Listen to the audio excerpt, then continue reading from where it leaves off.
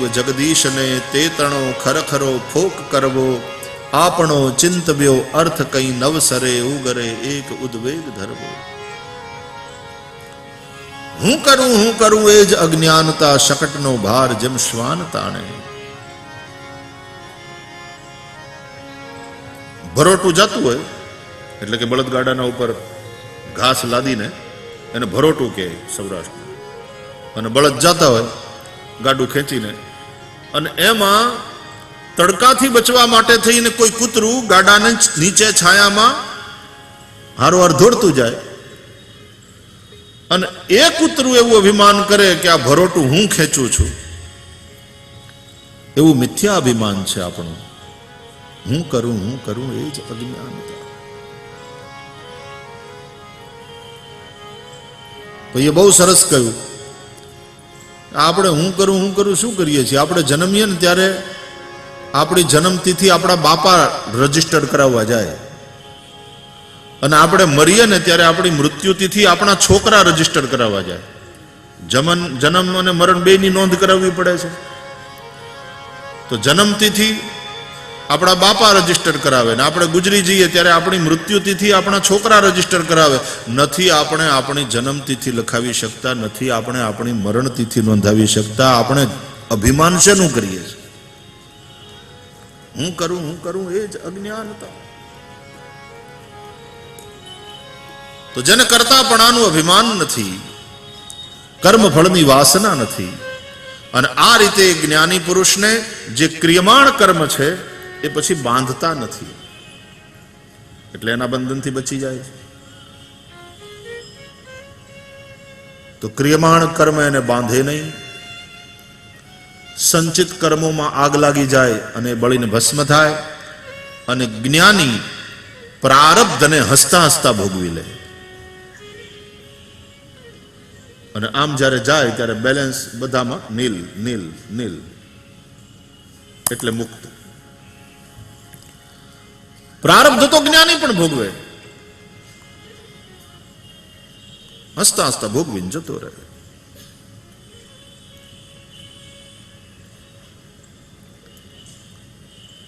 તો આવો કર્મનો સિદ્ધાંત છે, આવું આપણા ગ્રંથો કહે છે. कर्म और पुनर्जन्म ये अनुसार देखो, भारत हमारा जो सनातन धर्म है उसकी कुछ पहचान है. जिस प्रकार हमारे शरीर में पंच प्राण हैं, उसी तरह सनातन धर्म के भी पंच प्राण हैं. वो पांच प्राण कौन से हैं? ये पांच चीजें ऐसी है जिससे सनातन धर्म की पहचान बनती है. ये अन्य धर्मों में आपको नहीं मिलेगा. इन्हीं पांच बातों से सनातन धर्म है.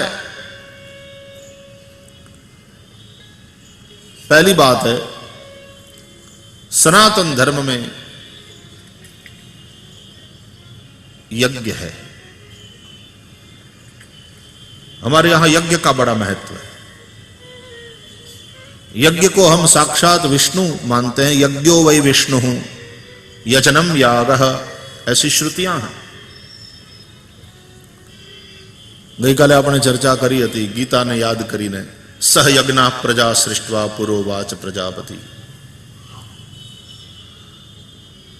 यज्ञार्थात कर्मणोन्यत्र लोकोयम कर्म बंधनः. यज्ञ यज्ञ पण पाछा पांच प्रकारना: ब्रह्म यज्ञ, देव यज्ञ, पितृयज्ञ, मनुष्य यज्ञ અને ભૂત યજ્ઞ. આ પાંચ યજ્ઞ પ્રત્યેક ગૃહસ્થે કરવા જોઈએ, કારણ કે પ્રત્યેક ગૃહસ્થના ઘરમાં પાંચ પ્રકારે પાપ થાય છે. ગૃહસ્થીના ઘરમાં પાંચ ઠેકાણા પાપના. ગૃહસ્થી એટલે જે કોઈ આપણે જીવનારા, આપણે કંઈક ને ક્યાંક ઘર તો વસાવીએ જ છીએ. પાંચ ઠેકાણા પાપના.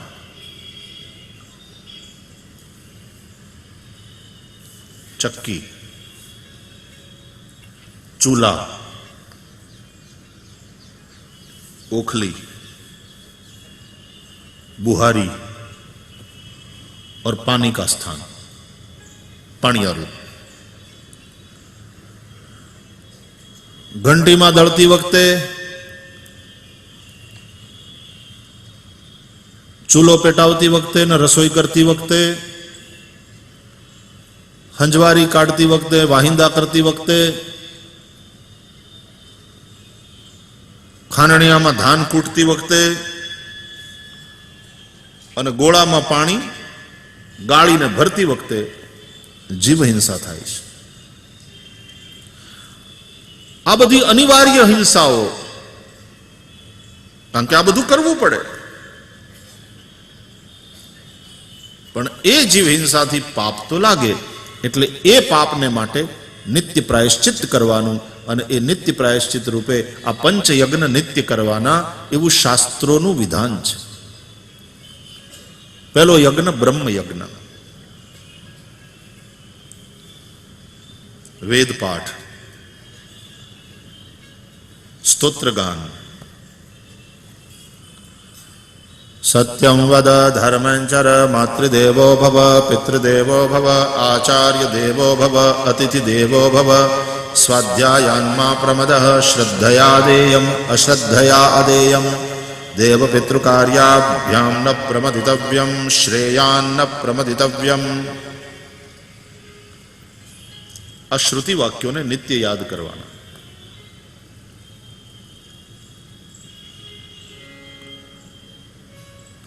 બધા વેદ ન ભણ્યા હોય તો મહાપુરુષોના ઉપદેશને નિત્ય યાદ કરવાનો. તમે રામાયણનો દરરોજ પાઠ કરો, ભાગવતનો પાઠ કરો, ગીતાનો પાઠ કરો, મહાપુરુષોની વાણીને યાદ કરો. નિત્ય બ્રહ્મયજ્ઞ થવો જોઈએ. અને જે લોકોને ધાર્મિકતા સાથે બહુ સંબંધ ન હોય તો એના માટે કહું કે એણે પંચયજ્ઞ તો કરવા, એણે સારા પુસ્તકોનું વાંચન રોજ કરવું. આજે ધીમે ધીમે માણસનું વાંચન ખતમ થતું જાય. સારા પુસ્તકો એ સૌથી શ્રેષ્ઠ મિત્રો છે. એવા મિત્ર જે ક્યારેય છેતરે નહીં, ક્યારેય તમને છોડે નહીં, અને સાચું કહેતા શરમાય નહીં. અને જ્યારે તમારી પાસે સમય હોય ત્યારે એને સમય હોય, નહીં તો બીજાને ફોન કરે ને, રાઈટ નાઉ આઈ એમ બિઝી યાર, સોરી. જ્યારે આ સારા પુસ્તકો છે એવા મિત્રો, તમને જ્યારે સમય ત્યારે એને સમય જ છે. તો દિવસમાં થોડો સમય સારા પુસ્તકોનું વાંચન બહુ જરૂરી છે. ટીવી અને ઇલેક્ટ્રોનિક ગેજેટ્સના આ સમયમાં માણસની પાસે હવે વાંચવાનું રહ્યું. બહુ ઓછા લોકો હશે જે વાંચતા હશે. પછી સરકારે વાંચે ગુજરાત એવા બધા કાર્યક્રમો કરે. અચ્છા ભાવ, અચ્છા, ગુજરાત વાંચે બહુ સારું.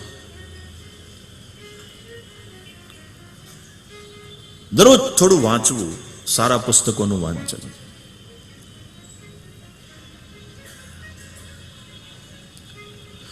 જેમ આપણા ઘરમાં એક નાનકડું મંદિર રાખીએ છીએ આપણે, એમ દરેક ઘરમાં એક નાનકડું પુસ્તકાલય હોવું જોઈએ.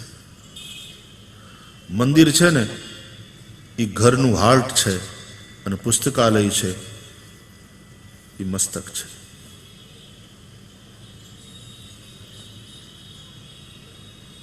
નાનકડું પુસ્તકાલય, થોડા પુસ્તકો ઘરમાં, સારા પુસ્તકો રાખવાના એટલે પાછા ખાલી સજાવવાના નહીં, વાંચવાનું.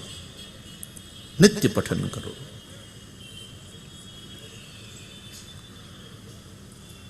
આમ સમય ન મળે તો રાત્રે સૂતા પહેલા થોડી વાર સારા પુસ્તકને વાંચીને પછી માણસ ટીવી જોતા જોતા સૂવે છે.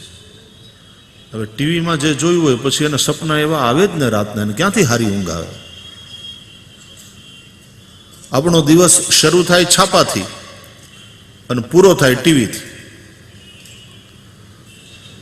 અને એમાં મોકાણના જ સમાચાર હોય, બીજું કહે. અને એમાં છાપાવાળા શું કરે બચાડાય? તો મીડિયાના મિત્રો જે કંઈ થઈ રહ્યું છે એને લોકો સુધી પહોંચાડે. એટલે સમાચાર બધા મોકાણના જ હોય.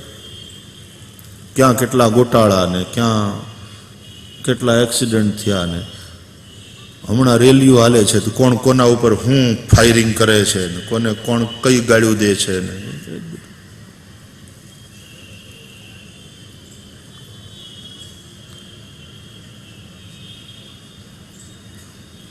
સારા પુસ્તકોનું વાંચન,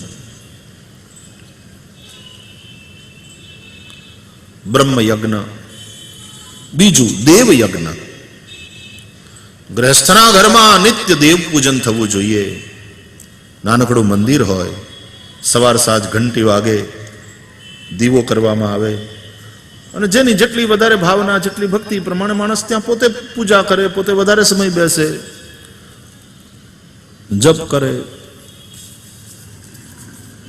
જેની જે રીતની શ્રદ્ધા, પણ દેવ પૂજન. અને જેની ધાર્મિકતામાં કોઈ વધારે રુચિ ન હોય તો એના માટે હું દેવ યજ્ઞની વાત કરું. દેવોમાં આ સૂર્યદેવ છે, વાયુદેવ, જલ વરુણ દેવ, તો આની પૂજા કરે નિત્ય. વાયુદેવની પૂજા એટલે વાયુ પ્રદૂષિત ન થાય, પોલ્યુશન ના વધે, એનું ધ્યાન રાખવું. આપણે આપણા ઉદ્યોગોથી, આપણે આપણા બીજા વ્યવહારોથી પોલ્યુશન ના વધે એની કાળજી રાખીએ. કેટલાય ઉદ્યોગો પોલ્યુટેડ વોટર એમને એમ ટ્રીટ કર્યા વિના વહાવે છે. એના ધુમાડાને, એના ભૂંગળાને એર પોલ્યુટ કરે છે.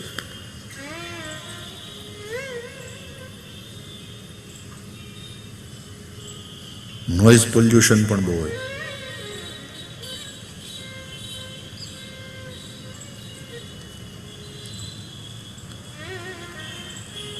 રાતના માઇક લગાડીને રાતના 2-3 વાગ્યા સુધી કાંસી જોડાને ભજન તમે કરો બરાબર, ગામને શું કામ જગાડો?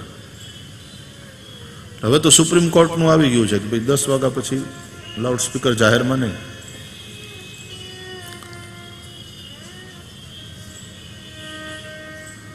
માલસરમાં પૂજ્ય બાપજીની કથા ચાલતી હતી. એ કથા દરમિયાન આખી કથામાં હું ત્યાં રહ્યો સાથે. પછી 2 સત્રમાં કથા ચાલતી. પછી રાતના આ બાજુ અહીં પહેલે માળે બાપજી એમના નિવાસ ઉપર, અને આ તરફ એક નાનકડું આમ ગઝીબો જેવું કર્યું છે, એના ઉપર લતા વેલી તો ને ઓટલો સિમેન્ટનો, તે લગભગ 10-12 માણસ બેસી શકે એવું. હું લાસ્ટ ટાઈમ ગયો તો આજે હજી છે. હું એની બાજુના મકાનમાં રહેતો હતો. પછી રાતના ઓલા કરતાલ ને આન તેને બધું લઈને ભેગા થયા અને એમ થયું કીર્તન કરીએ. એટલે અમે બધા મહામંત્રનું સંકીર્તન કરતા હતા. હરે રામ રામ રામ હરે હરે, હરે કૃષ્ણ કૃષ્ણ કૃષ્ણ હરે. રાતના લગભગ 10:30 થયા હશે. બાપજી બહાર આવ્યા. આ હું જે ઘટેલી ઘટના એ તમારી યારે શેર કરું, મજા આવશે. અને આ ભૂમિ સાથે બાપજીની યાદ સંકળાયેલી. આપણે એ જગ્યામાં બેઠા છીએ. બાપજી બહાર આવ્યા અને બોલાયા. એટલે 2 જણા ગયા. અમે બધા ત્યાં ઊભા પ્રણામ કર્યા. એટલે બાપજી કે શું કરો છો? તો બાપજી અમે ભજન કરીએ છીએ. એમ થયું કે રાજી થશે બાપજી કે મહામંત્રનું સંકીર્તન કરે. બાપજી હવે ભજન કરીએ છીએ એટલે હળવેકથી બોલ્યા, ભજન સવારે બ્રાહ્મ મુહૂર્તમાં ઉઠીને કરાય. આ સમય સુવાનો ને સુવા દેવાનો છે. જાઓ હોઈ જાઓ. એમ કરીને બાપજી ગયા ગયા અંદર ને અમે તે કાંસી જોડાને બધું મૂકીને સીધા પ્રણામ કરીને ગળી ગયા અંદર, હવે પોતપોતાના રૂમમાં.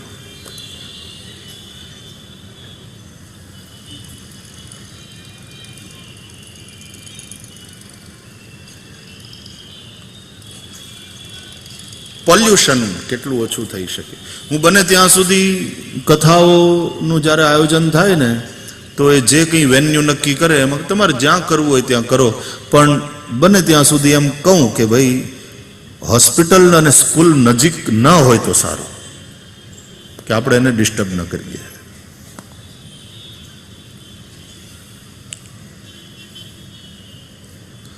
એમાં પરીક્ષાના દિવસોમાં તો ખાસ.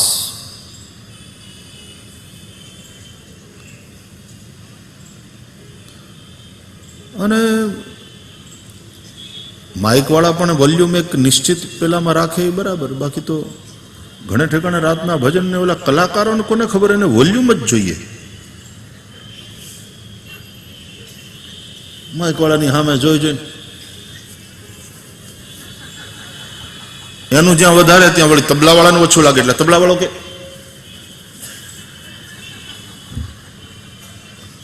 ત્યાં વાયોલિન વાળાને એમ થાય કે મારું નથી સંભળાતું, અને એમ વધત જાય, પછી ભજન નહીં ગોકીરો જ રહે. હવે એને કલાકારોને પછી જે મજા આવતી હોય તે આવતી હોય, બાકી સાંભળવા વાળાનો તો પાકી જાય.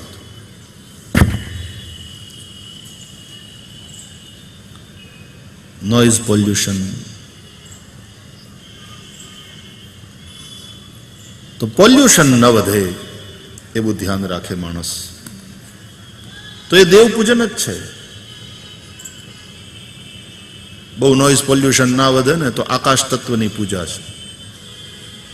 એર પોલ્યુશન ન વધે એવી રીતનું જીવો તો એ વાયુદેવની પૂજા છે. વોટર પોલ્યુટ ન થાય એ રીતે જીવો તો એ વરુણદેવની પૂજા છે. હાલતા ચાલતા ગમે ત્યાં પિચકારીઓ મારતા જાય પાનની,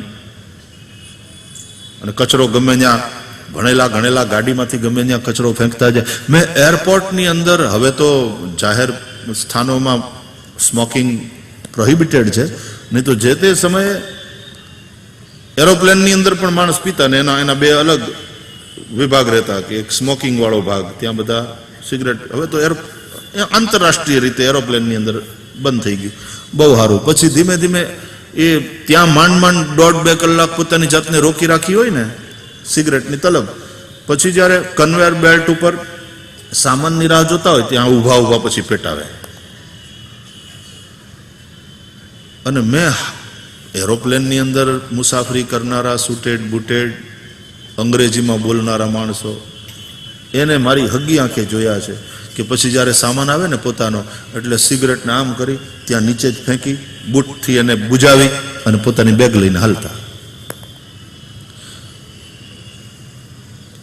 એક જણાથી સહન ન થયું, એણે એમ કહ્યું કે સર અહીંયા નીચે તમે સિગરેટ, આ બાજુ એસ્ટ્રે રહી, માઇન્ડ યોર બિઝનેસ પ્લીઝ. નીકળી ગયો. આને તમે ભણેલા ગણેલા કહેશો? આને એજ્યુકેટેડ કહેશો? We are literate people, we are not educated. જેની પાસે ડિગ્રીઝ હોય ને બધા લિટરેટ છે. અને અમારે સંસ્કૃતમાં કહે સાક્ષરા વિપરીતા રાક્ષસા ભવંતી. તો મંદિરમાં ન જાય, યજ્ઞ યાગાદી ન કરે, કંઈ નહીં. આ પ્રકારનો દેવ યજ્ઞ કરે એ લોકો, જેનાથી પર્યાવરણની રક્ષા થાય. અને એ જ લોકો નહીં, આપણને બધાને આ વસ્તુ લાગુ પડે છે. આમ જમનાજીની લોટી ખોલવાનો ઉત્સવ કરીએ, આમ જમનાજીનો ચુંદરી મનોરથ કરીએ, પણ જમનાજીમાં બધાય જે રીતે ગંદકી ઠાલવતા હોઈએ છીએ. આમ નદીઓને આપણે માતા કહીએ, અને નદીઓના પાણીને કેટલા પ્રદૂષિત કર્યા.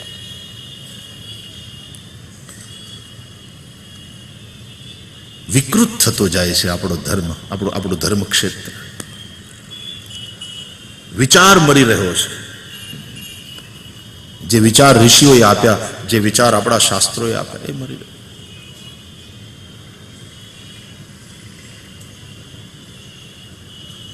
ડોંગરે બાપજી આ વાત ખાસ કહેતા કે તીર્થોમાં સાબુથી સ્નાન કરવું એ પણ પાપ છે. કપડા ના ધોવાય, સાબુથી સ્નાન ન કરાય. આપણે એનાથી એને પ્રદૂષિત કરીએ છીએ. આપણા ધર્મસ્થાનોને આપણે કેટલા ગંદા રાખીએ.